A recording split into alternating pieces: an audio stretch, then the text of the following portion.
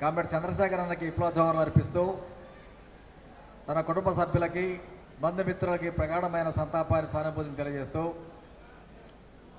తెలంగాణలో రైతుల ఆత్మహత్యలు జరుగుతుంటే ఉమ్మడి వామపక్ష పార్టీలు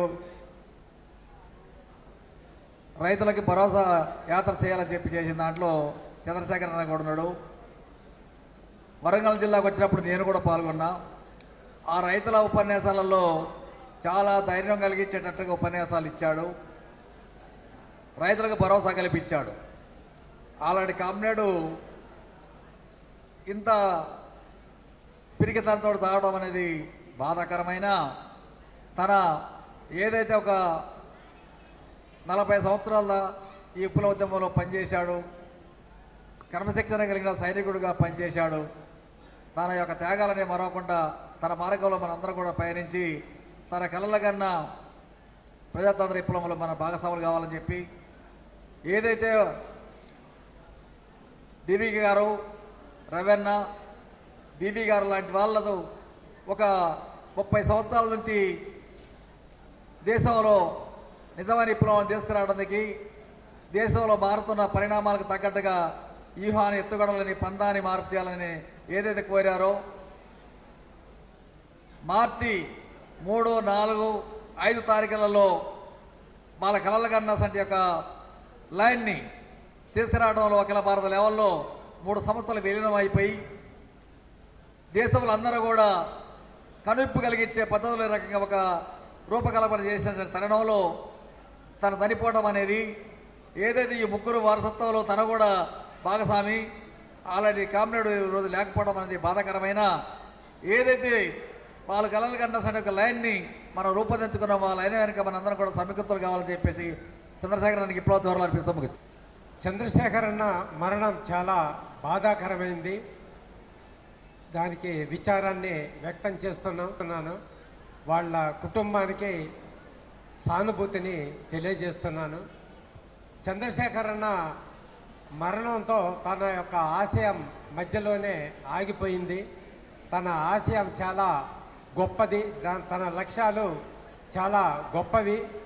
ఈ ఆగిపోయినటువంటి లక్ష్యాల్ని, ఆశయాల్ని ముందుకు తీసుకుపోవాల్సినటువంటి బాధ్యత మనందరి మీద ఉంది.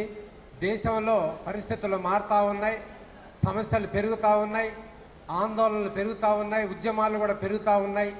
ఇలాంటి పరిస్థితుల్లో వీటిని సంఘటితపరిచి ముందుకు తీసుకెళ్లాల్సినటువంటి బాధ్యత మన మీద ఉంది కనుక తన ఆశయాన్ని చివరికంటూ తీసుకెళ్ళటానికి అందరూ సిద్ధం కావాలని చెప్పి ఈ సందర్భంగా తెలియజేస్తూ ముగిస్తున్నాను. లాల్ అన్నతో మా పరిచయం, మా వివాహంతో పరిచయం, మా పెళ్లి సందర్భంగా అప్పుడు ఉమ్మడి జిల్లా కమిటీగా వెస్ట్ గోదావరి, ఖమ్మం ఒకే జిల్లా కమిటీ పరిస్థితుల్లో జిల్లా నుంచి ఉపన్యాసాలుగా మా వివాహానికి హాజరయ్యారు.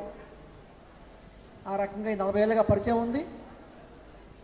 రవణ, రమక్క, చంద్రశేఖర్ అన్న, విమలక్క, రంగావరన్న, పిపి అంతా ఒక రకంగా ఒక కుటుంబంగా పరిచయమైన పరిస్థితుల్లో ఈ మరణం అనేది చాలా బాధాకర విషయం. కుటుంబ సభ్యులకి, పార్టీకి సంతాపం తెలియజేస్తూ ఉన్నాం. ఈ సందర్భంగా ఒక విషయం చెప్పాలి. ఎస్ఎల్ పద్మక్క వ్యాసం రాసింది, చాలా మంచి విషయాలు రాసింది. ఏ పార్టీ కూడా, కుటుంబమైన పార్టీ అయినా సరే మరణం కోరుకోదు, ప్రోత్సహించదు. అది ఆ మార్గం సరైనది కాదనే రకంగా అందరూ భావిస్తూ ఉంటాం. అదే సందర్భంలో నేడున్న పరిస్థితుల్లో సాంస్కృతిపరంగా వస్తున్న మార్పులు ఏదైతే ఉన్నాయో వ్యక్తుల మీద, కుటుంబాల మీద పడతా ఉన్నాయి. వాటిని ఏ రకంగా సంస్కరించుకోవాలి, సాంస్కృతికంగా వ్యక్తుల్ని, కుటుంబాలను ఏ రకంగా మార్చుకోవాలనేది పార్టీల బాధ్యతగా ఉంటుంది. ఆ బాధ్యత మనం అందరం అన్ని పార్టీలు ప్రధానం ఎత్తుకోవాలి. అదే రకంగా చంద్రశేఖర్ అన్నకి ఇచ్చే నివాళి ఒకటే నేను భావిస్తూ ఉన్నా. రంగారావు రాశారు, మనందరం సంఘర్షణవాదులు, కలవాలి, గెలవాలి, విప్లవ పార్టీలకు ఐక్యం కావాలి. అలాంటి ఐక్యతకు సంబంధించిన ఒక మార్గం ఏదైతే ఉందో అదే చంద్రశేఖర్ అన్నకి ఇచ్చే నిజమైన నివాళిగా భావిస్తూ మరోసారి చంద్రశేఖర్ అన్నకి జోహార్.